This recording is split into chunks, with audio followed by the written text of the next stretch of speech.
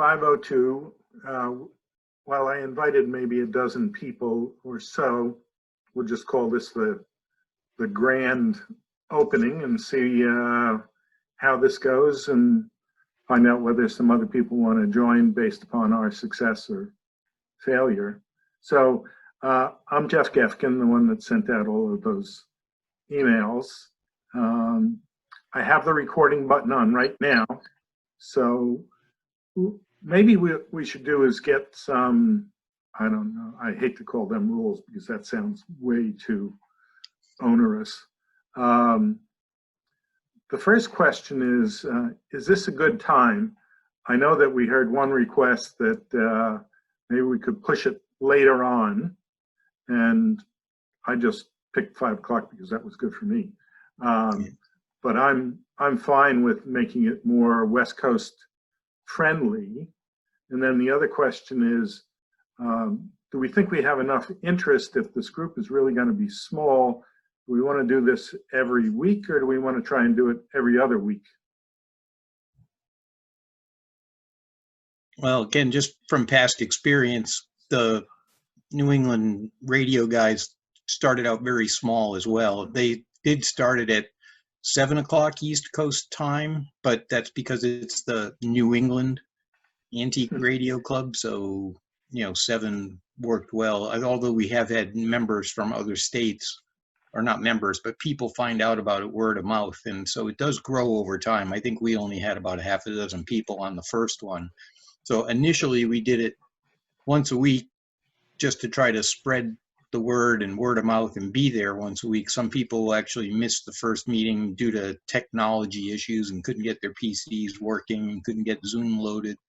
And then once we got up to a higher volume of people, then they started spreading it out to once every other week. Right. And they basically did sort of a round robin, and like each person got about 5 minutes to talk about who they are or what project they're working on or what's their favorite radio or that, or asking for help.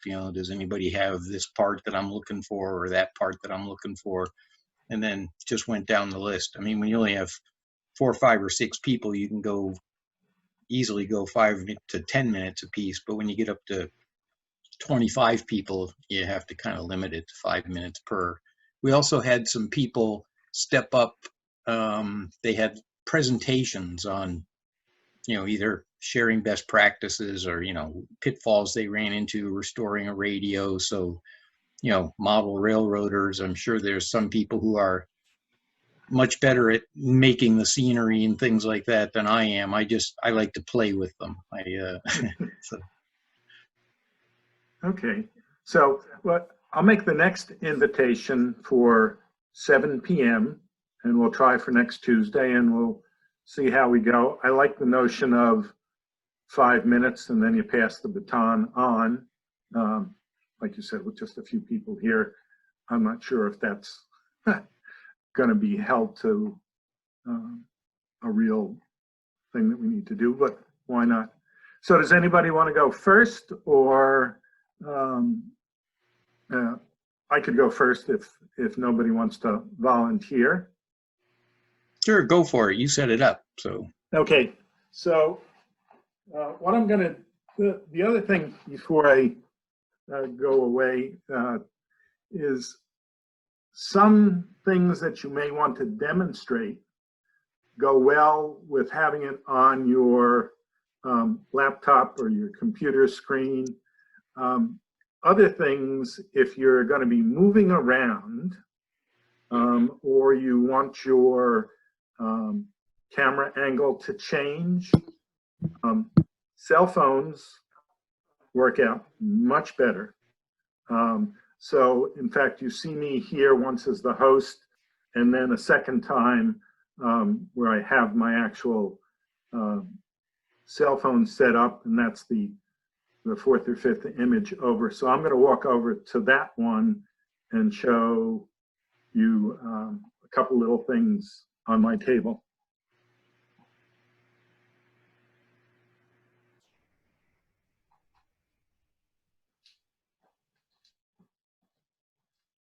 So do people see me over here now with a picture looking down at a signal bridge? Geoff, I think you have to make sure you speak into that phone so that it takes over the screen and we can hear you better. I think the Zoom is still got your Yeah, PC the up. other one. All right, I'm gonna mute my PC and I'll be right back. There you go. That works. Oh, it just came up again.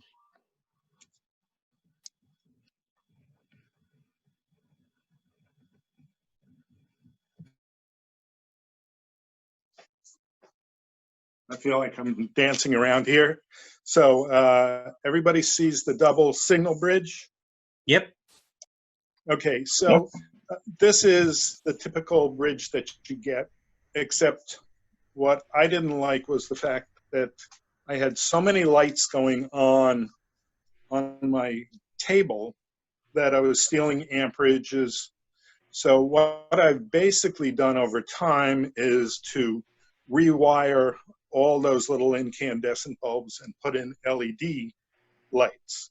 So the red light, the double red light that you see here is that replacement. So that's why it's got a little bit more of an iridescent factor to it.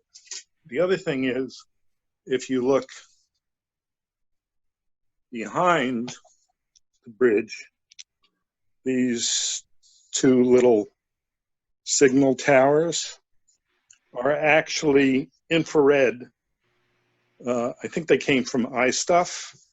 They cost around 25 or 30 bucks, depending upon who's selling them on eBay at the time. So, whoops, going back over here, and I thought I was going to be able to do this demonstration with actually having the trains on, but I'm not dexterous enough to do that.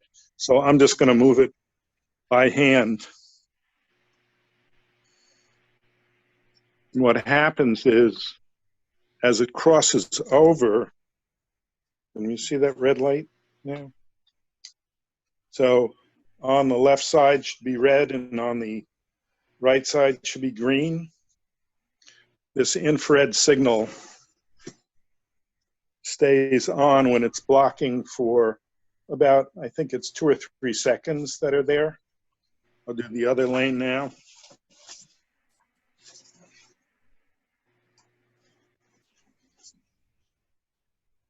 So that one's come through.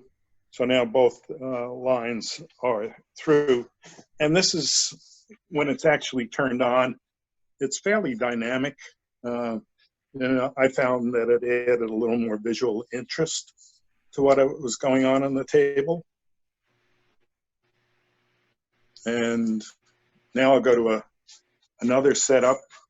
The other thing that I want to caution people is if you're using this camera, while it moves easily from my perspective, from your perspective, it can get kind of dizzying. So over here, it's just a simple little structure, very square. I named all the buildings after relatives.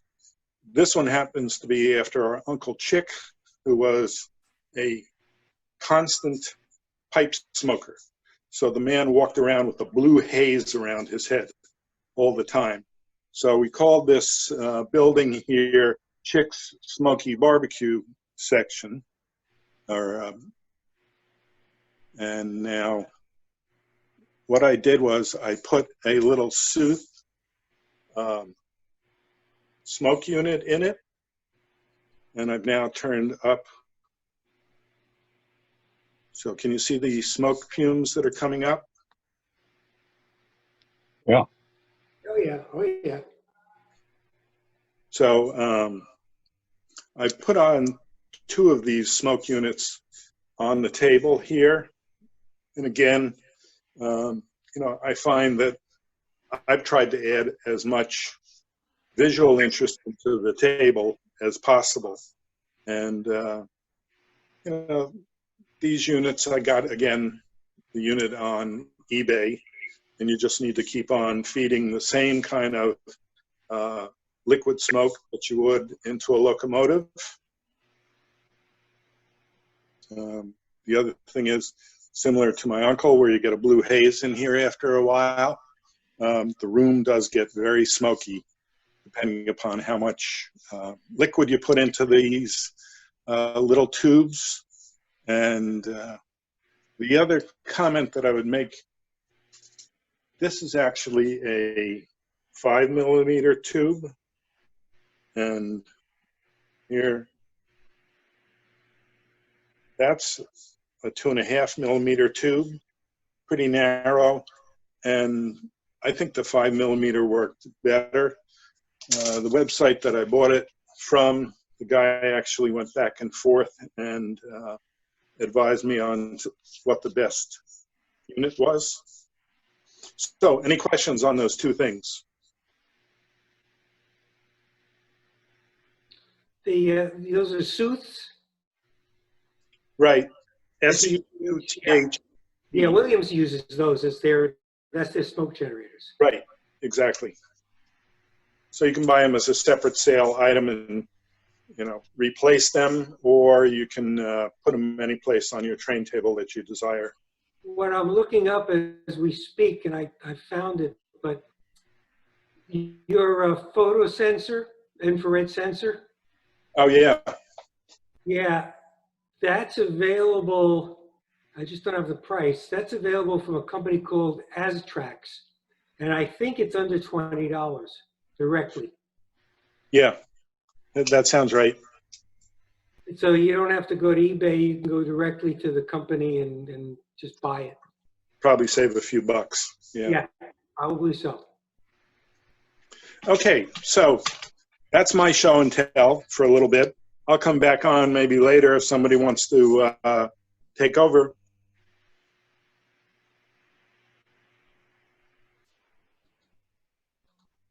Don't all rush in at once. Well, I'll take over from you. Mike Ackerman, can you all hear me? Yes. Is this thing working? Yep. Yep, okay. My interest is more in the running of the trains than the collecting or whatever. And I'm not very good at the scenery. So my setup looks more like the setups used to look in the 60s. Loops of track, plenty of switches, plenty of accessories, and a green top. Oh, gray below the tracks. I use guardrail track with gray rubber under it, so it gives it effect, but nowhere near even what's on this layout that we're seeing in front of us. So I'm very interested in the running and the maintenance. And my latest project was to use an Arduino computer to simulate TMCC so that I can run the TMCC equipment through the computer. And that's worked out extremely well. Pre-programming, sensing, and making everything go that way, sequences and so on. It's reasonably easy to do, and you buy the Arduinos directly through Amazon, and the boxes with the processors with 60 or more inputs and outputs is something like $12. So it's a lot of fun to do, and you can make it work, especially in the yards. In my yards, you sense where the trains are, you press one button, and you get all of the lines to get to that particular siding from a particular point, including the lights. And if something doesn't line up, if the physical switch actually doesn't go, then the computer puts up an error light saying that something is wrong. It's now in a position that you didn't ask for. So those things work very well. And that's the kind of thing that I do a lot of. That and maintenance and rebuilding of old stuff. Layouts in the basement. If I would have known, I would have put it on my backdrop, but I didn't do that. It's in a 20 by 20 room. Layout is probably 16 C-shaped. And in order to close the C, the letter C, I have a bascule bridge bringing the two ends of the C together. So it's more of a G shape with a bascule bridge crossing to allow the circle. 2 levels, multiple levels.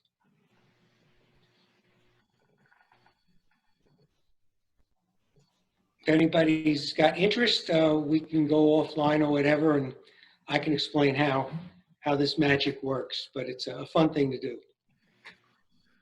So is it just the signal that it's showing, or are you able to actually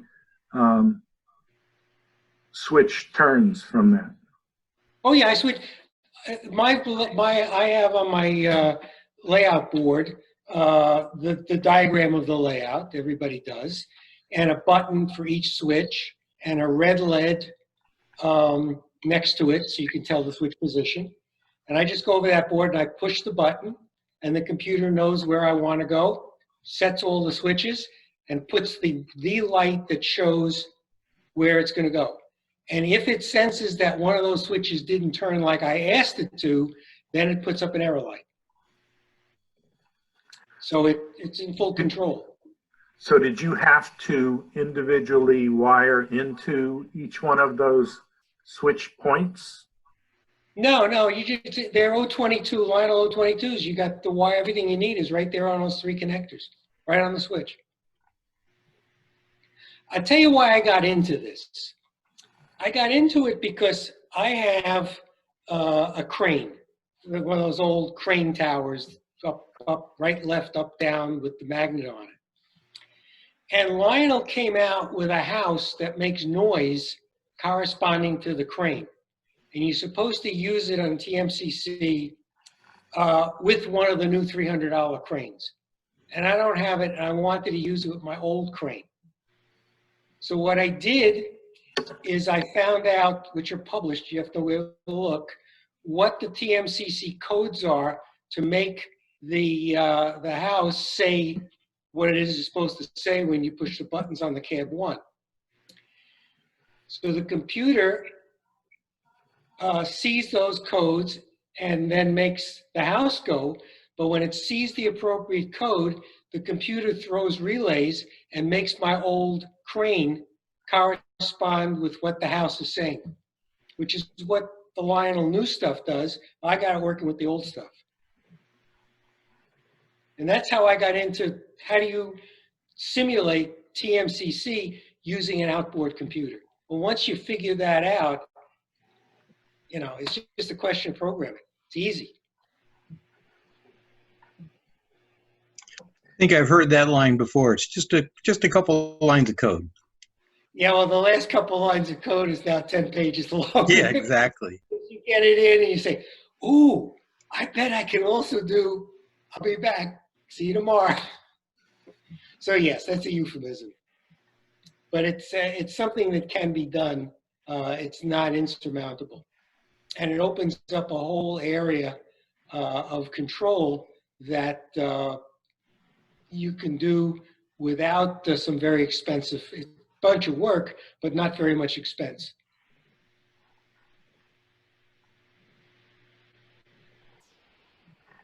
Yeah, I bought the initial cab 1, and then each generation came out, and I said, do I want to reinvest every single time it does? So I stayed there, and I guess I was looking for a solution like this to bring me into the 21st century. Yeah, I got the cab 1 and I stayed there. I agree with you. I didn't go to Legacy, and now there's a whole bunch of them.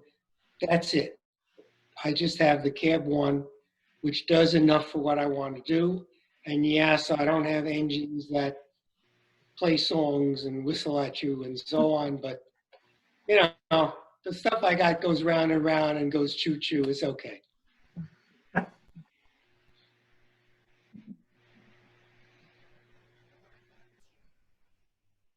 Okay, anything from any of the other players on the phone here? Well, taking off on that idea of I like to play with them and I like to see them go around and around, I wouldn't mind getting some input from folks who are more experienced with this stuff than I am. But I came across a little gadget. Let me know if you can see this. Make sure I put it in the middle of the screen. It's a little tiny camera that I haven't hidden inside any of my trains, but I've just kind of set it up so that it mounts on top of my GG1 or on top of whatever freight car I want. and it broadcasts a signal to a little receiver that has a video output that you can just put into a flat screen TV or any kind of TV. It's just, you know, the yellow video connector. It's not HDMI or anything. And with this, you can drive around your own layout and see what it looks like if you happen to be like in the engine, or if you were on the caboose looking behind you as you were driving through your layout. And I was pretty fascinated by that when I first stumbled upon it. I think it might be a little camera for a drone. The camera itself is a little square thing, but it has this little frame that it comes with so that you can set it up to point any way you want it to.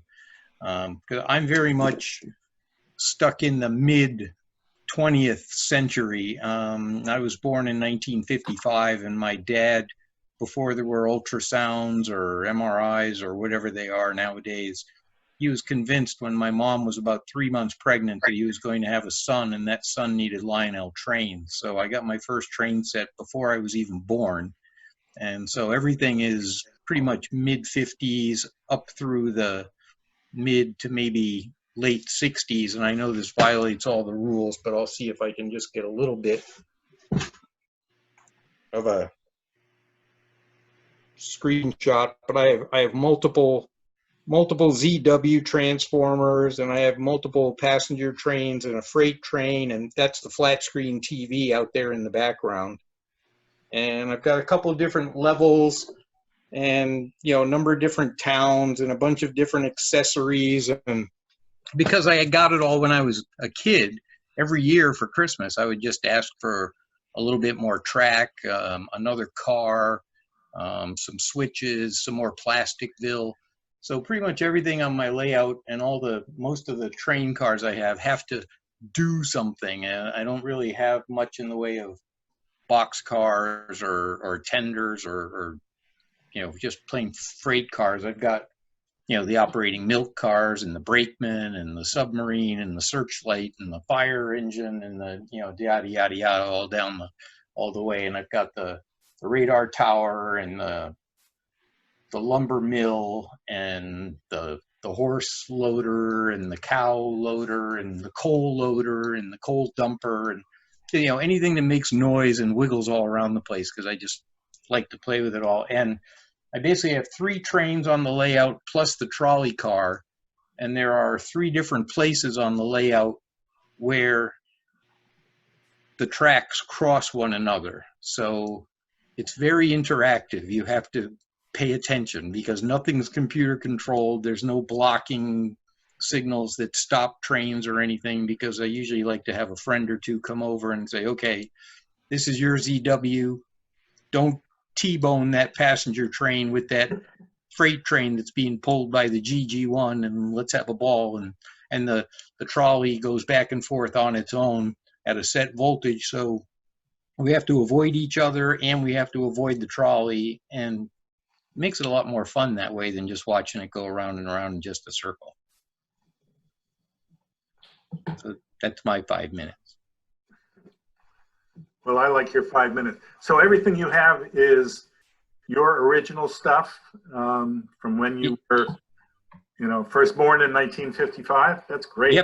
Yep. Started out with the GG1 and the big heavy-duty caboose and the brown and white O gauge. It was O gauge as opposed to O27. So I have the big U.S. Steel car that has like the 4 trucks, the autoloader, the brakeman, and I think the fire engine was part of it too, or the fire car, and that was the beginning set. And when 1 ZW, and of course the 110 trestle set. And then after that, it was more track, more switches, more plasticville, some locomotives, some you know, the Chatham and the Maplewood and the Hillside or whatever it is, and then silly cars like the sheriff and outlaw car and the cop and hobo car, and, you know, the operating helicopter car that launches when it's over by the radar tower, and silly things like that. And I've got all these very mundane and not very well figured out. I've used a bunch of the unload and uncouple controls, and just wired those and labeled them so I can push the various buttons to make things go on. And then I've got some like actual household like light switches to turn things on that I just want to have stay on, like the radar tower or the coal unloader, that kind of thing. And the momentary buttons are for like launching a helicopter or unloading a milk car that's over in the dairy farm, or doing that kind of weird stuff. But most of the fun is in trying to build it all in the first place and getting it all to work. And then once it's all up and running and works right, without the added craziness of potentially having a major accident, it just kind of goes around and around. And I'm a little ADD, I guess, so I wanted to make sure that it was a bit more of a challenge to keep crazy things from happening, especially, and then having a friend or two come over. Since there are 3 trains, each person can have their own train to run while they're avoiding the trolley car. But yeah, everything, I'm basically almost the original. I'm obviously the original owner of most of, probably 80%, but I added the extra ZW transformers and a few more of the buildings and a couple of the accessories that I didn't get as a child, from age 0 to about maybe age 15. I think I got my last brand new stuff probably in the late 60s, around 1970, because by then it was getting time to get the license, to get into the car scene and start chasing girls. So the trains got put away in their original boxes, but they never got sold and they never got thrown out. So now I'm retired, and I tell my wife now I'm 7 again, so I get to play with all my toys like I did when I was 7. Do you have any problems maintaining the operating accessories? Do the operating accessories, or they go out of whack, or are they just? Oh yeah, they're very finicky. They're just like anything that's old, like an old car or an old record player, or I have a couple of jukeboxes, and mechanical or electromechanical things don't like to sit idle. So, if you get everything working right, and then whatever, like, especially this time of year, I'm in Massachusetts, the weather's finally starting to get nice. So you go outside because you've been cooped up all winter, and then days turn into weeks. Weeks might turn into a month or 2 before you turn anything on again. And if you let things sit for that long and then walk in and turn everything on and expect it to all work as well as it did 2 months ago, the last time you turned it on, you'll be sorely disappointed. You have to tweak little things to get them up and running again. But that's part of the fun. Yeah, that was my experience. I just want to know if it was me or if that's the way it is. Yep. If anybody has a way to make that not happen, I'd love to hear about it. But we need a hermetically sealed place that will turn the lights on and operate it when you're not there periodically. But I find the same thing. Some of the accessories that I have work one day, and then I come back down and, oh, why is it not working? Why is there a short here where there wasn't a short before? Yeah, I think the worst offenders on my set are the horse corral and the cows, because they just don't want to. They'll buzz around on their little track, but for whatever reason, they don't seem to want to go back into the car and come back out again like they do after you fiddle with it for a while. Yeah, in 1958, they did that seamlessly. Right. Or so it seemed.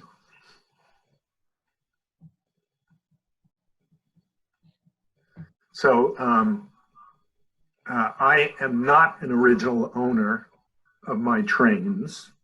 So I first got them when I guess I was about 8 years old, and played with them pretty faithfully until I was 18 and went away to college.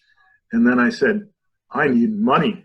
So I think I sold the entire set.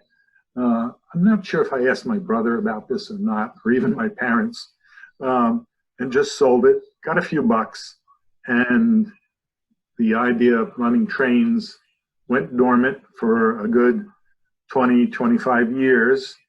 And then finally got married, had children.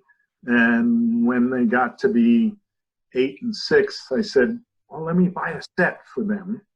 So the first set came from Ace Hardware. It was Lionel. And the boys were very interested in it for, I don't know, 2 years. And then at that point, Nintendo just eclipsed it. They wanted nothing to do with it. They pretended to like it for Dad's sake. But at that point, the bug struck me. So, you know, it's 30 years now and I'm still going strong. Just the problem is I've hit retirement, and I can say that some of my income producing funds might be a little less this year. And so my purchases are way, way down. That's why I might buy things that are $20, whereas I would buy things before that might be $100 or even more. There's satisfaction, though, in picking up some of those Yes. below-the-table bargains at the various train shows and then bringing them home and fixing them up again. Yep. I have a friend whose name may or may not be familiar to people on the call here. His name is Arthur Gonzalez, and he's never owned any trains or set up any trains or played with any trains, but for quite a few years, and he's still in the business, and now his son Jerry is basically taking it over, but he's pretty much been one of the largest, if not the largest from time to time, North American distributor of Lionel trains. So he lives here in the town of Andover, Massachusetts, and he said that during this COVID lockdown, his business has actually taken an uptick because people have been locked away and nowhere to go and nothing to do. So they started to play with their trains again and said, well, gee, maybe I'll get another boxcar. Maybe I'll get another set of switches. Maybe I'll get a few more buildings. So he and his son are actually, you know, the train stores, the retail train stores were getting more orders and therefore ordering more through him as a distributor. So I guess that's a good sign. The hobby is not dying out that much. It's still alive. Nowhere near as big as it once was, but it's not going away.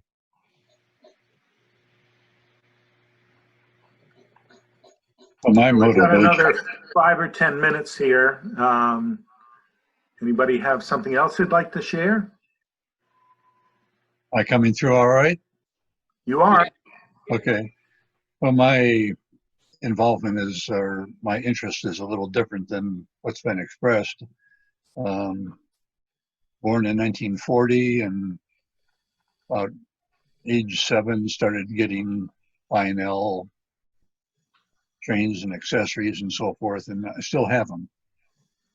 So I'm the original owner, and things haven't changed. I don't have that much. I don't have, in California, we don't have basements. Born and raised in Chicago and had my trains down in the basement there. But in California, there's, you know, maybe you take over a garage or something, but with the 57 T-Bird that I'm restoring, and I've got a very substantial woodworking shop, and with all my ham radio junk, its room is very much wanting. So anyway, I have a grandson that's 8 years old, and when he's 400 miles away up in Sacramento, and I'm in the Los Angeles area, so when he comes down, we set up something, and he does have a room behind his garage up in Sacramento, and my motivation for is to see what's out there, see what people are doing, and see what might lend itself. I'd very much like to be able to leave I'm going to be 80 here in another month, and would very much like to be able to leave the train and all the stuff that I have in the family. So that's kind of my motivation, and I've always enjoyed being a ham. You have to learn how to repair things. And being a Lionel operator, you certainly have to be a little bit mechanically inclined. So, and it's fun. It's something that isn't working, and to figure out why and get it working and sit back and enjoy it. That's its own reward. Getting a little getting a little more difficult to work on some of the stuff. Yeah. You've noticed that too, huh? Yeah, but it's still fun. And I've also have developed the up close is getting a little bit more challenging, but it's still pretty good on that. My sister has it, and she has it in a big way, and has difficulty getting around and seeing. But I'm not at all that restricted yet. So anyway, that's my story. So Bobby, haven't heard anything from you. Do you have anything you want to talk to? I will. Yes, I feel like I'm the odd man out here. I actually started out train life with a American Flyer, and then I still have that original one. And I'm not saying bad words here, American Flyer and Marks, but I have my wife's original train set that she and her dad had when she was a kid. And then the way I discovered this group and what I have found very interesting is a friend had given me a 50s trolley, a Lionel trolley that was only going in one direction. And he asked if I could repair it. And I'll dig into anything. I refurbish old toys and stuff. But anyway, so I took a look at that, and then I posed a question out there on this group. And so my particular interest in the group is just the way you guys have of fixing things, and that's where my interest is. I don't have a setup right now. Intermittently, I will get various trains out and no accessories. Like somebody mentioned years ago, where you just have a train going around a track. That's how I do it. I just have a train going around a track, and I guess my interest is if the train doesn't work, I want to fix it. And I have a few accessories that I've worked on, but not a whole lot. I do have several Lionel sets that are mainly from I believe from the 60s, and maybe one from the 50s, but they're not the greatest stuff. They're just basically, low-end consumer trains, but I enjoy them. So, but anyway, that's about it. What I like I said before, what I really like is the troubleshooting tips and the way people go about fixing stuff. That's of interest to me. I mean, I like the trains too. But anyway, that's me. Thank you guys. So that's great. So we've been on here, believe it or not, for 40 minutes already. So I think we should cut it off here. And if I'm successful, I have recorded this. Sometimes it fails when it tries to actually convert it into a permanent file, but hopefully it'll do that. And then if I'm lucky, I can trim off some of that dead space in the very beginning of it. And then I'll post it on YouTube. Now, that's not going to appear this evening, but hopefully sometime tomorrow I'll get that up.